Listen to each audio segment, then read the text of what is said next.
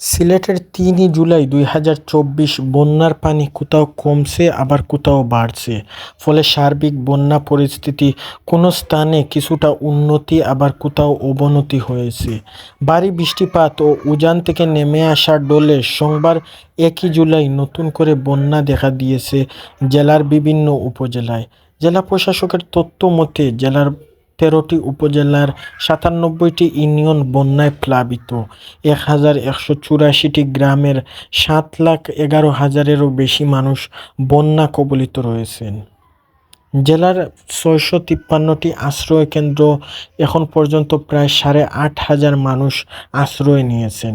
সেখানে উপজেলা প্রশাসকের পক্ষ থেকে খাদ্য সামগ্রী এবং প্রদানসহ বন্যার্ত মানুষের সার্বিক অবস্থা পর্যবেক্ষণ করা হচ্ছে।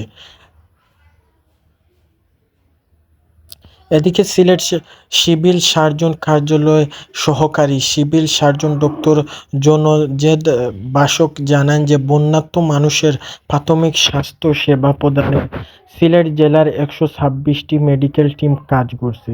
তারা বন্যা কবলিত এলাকায় গিয়ে বন্যার্ত মানুষের পানিবাহিত রোগ থেকে মুক্ত রাখতে পানি বিশুদ্ধকরণ, ট্যাবলেট ও ওরসেলাইন প্রয়োজনীয় ওষুধ সরবরাহ করা হচ্ছে।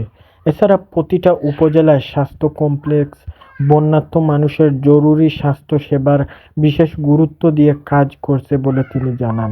উল্লেখ্য, সিলেটের গত ২৭শে মে ওমান বন্যা পরিস্থিতি সৃষ্টি হয়। ২ সপ্তাহব্যাপী স্থায়ী এ বন্যায় পানিবন্দী ছিলেন ১০ লাখেরও বেশি মানুষ। প্রথম বন্যার পানি পুরোপুরি নামার আগেই ১৫ জুন থেকে ফের বন্যা হয় সিলেটে। বিশেষ করে ঈদুল আজহার দিন ভোর রাত থেকে মাত্র কয়েক ঘণ্টায় অতি ভারী বর্ষণে মহানগর সিলেটের সব উপজেলায় লাখ লাখ মানুষ পানিবন্দী হয়ে পড়েন।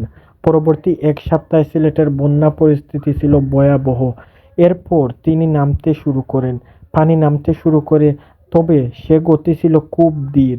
দ্বিতীয় দফা বন্যা শেষ হওয়ার আগ থেকেই সোমবার থেকে সিলেটের ধাক্কা দেয় তৃতীয় দফা বন্যা। রবিবার ৩০ জুন দিনভর সিলেট থেকে নেমে এবং উজানের ভারী বৃষ্টির ফলে নতুন করে বন্যা দেখা দিয়েছে।